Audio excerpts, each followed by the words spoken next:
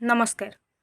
आज 26 अगस्ट। हाँ आज्ञा, भारतीय इतिहास रे 26 अगस्ट एक स्मरणीय दिन। कारण आज दिन में राजस्थान चित्तौड़गढ़ महाराणी महिषी महिला महाराणी पद्मिनी निज सहित 1500 ऊर्ध्व महिलांकर प्राण को अग्नि रे झास देइथिले। कारण सेतेबेले खिलजी जेतेबेले दुर्गर राजा को जय कर सारी बंदी कर देइथिले, सेतेबेले से आक्रमणर डाकरा दे जेतेबेले दुर्ग आड़े निजर सेनानी को धरी आगे थिले, रानी पद्मिनी जानी पारिथिले जे तांकर लोलुप दृष्टि पद्मिनी प्रति पड़ी एवं पद्मिनी को ही से जय करने पाई दुर्ग को पद्मिनी को प्राप्त करने दुर्ग को आक्रमण करिसेंती।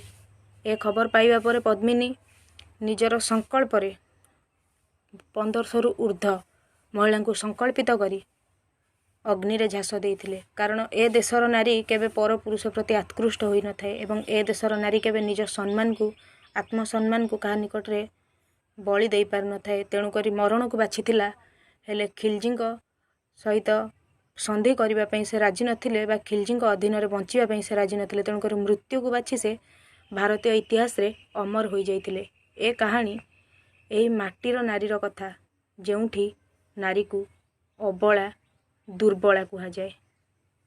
जय माँ भारती।